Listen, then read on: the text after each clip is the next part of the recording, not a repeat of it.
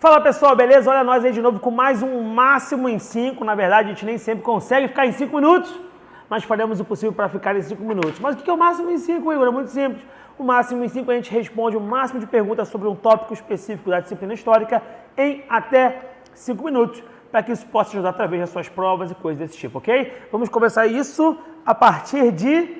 Aliás, o tema de hoje é Reforma Protestante, não é isso? E vamos começar isso a partir de...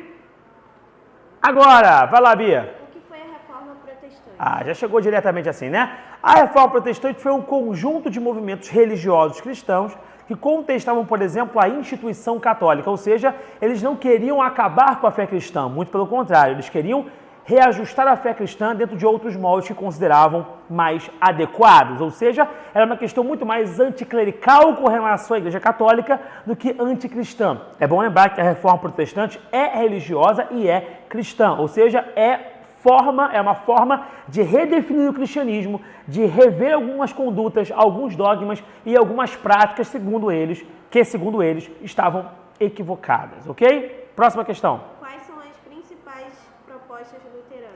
Então vamos lá. Aí a pergunta já fala que há a proposta luterana. O que é a proposta luterana e quem é Lutero?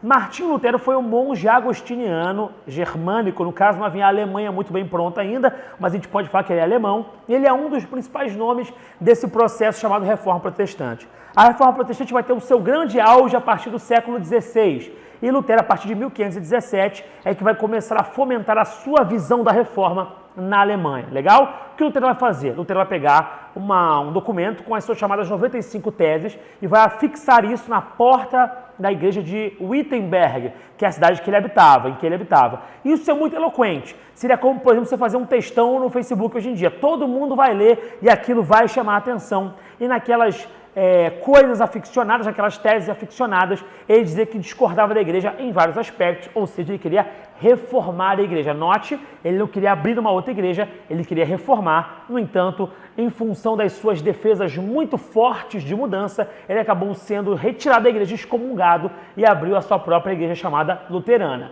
E no que se baseia a igreja luterana? Em alguns pontos fundamentais. Primeiro deles, que a salvação do homem é pela fé. Na verdade, é pela graça de Deus, mas mediante a fé humana. O homem tem que ter fé no Cristo, o Filho de Deus, para que possa ser salvo. Próximo ponto, diz Lutero que a Bíblia é infalível, portanto a infalibilidade das Escrituras, o que mostra que, segundo ele, o Papa não é infalível, mas a Bíblia é infalível. Logo, ela tem que ser a regra de vida e prática das pessoas. Outra coisa que Lutero defende é o chamado sacerdócio universal. Isso quer dizer que qualquer pessoa que está apta a ensinar a Bíblia, está apta a conhecer o Evangelho, pode sim ser um líder religioso. Afora isso, Lutero defende que a reunião, o culto, a missa, enfim, seja na língua local, que a Bíblia seja traduzida e que as pessoas possam ter livre interpretação das Escrituras, além de defender apenas 2 sacramentos, que são aquelas práticas sacramentais religiosas próprias do cristianismo. Ele defende apenas o batismo e a Santa Ceia. O restante ele acha que é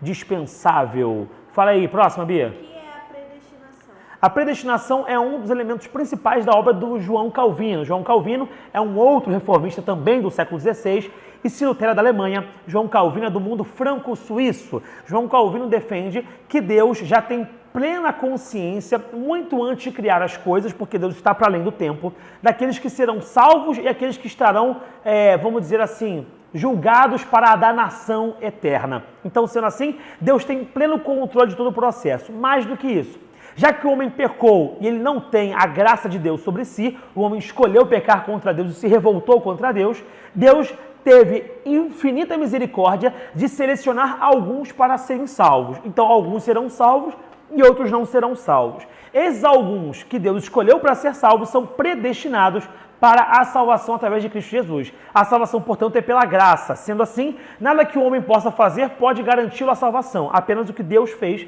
através de Cristo. Coisa importante a respeito disso. Como se identificar se uma pessoa é salva ou não? E isso não foi o Calvino que falou, mas foi um pensamento que ganhou força na Europa, através da sua vida. Ou seja, a sua vida, os elementos dela, a sua qualidade de vida demonstra se você é salvo de fato ou não. Nesse sentido, inclusive, a própria vitória financeira seria uma forma de mostrar que Deus te abençoou e, portanto, você foi predestinado para a salvação. Legal? Próxima. O que foi a Contra-Reforma? A Contra-Reforma foi a resposta da Igreja Católica ao avanço reformista. É bom lembrar que houve a Reforma Luterana na Alemanha, a Reforma Calvinista no mundo franco-suíço, chega na Inglaterra, inclusive, na Escócia e outros países mais. Também houve a Reforma Anglicana na Inglaterra, sobre a qual a gente não falou agora, eu acho que nem vai dar tempo.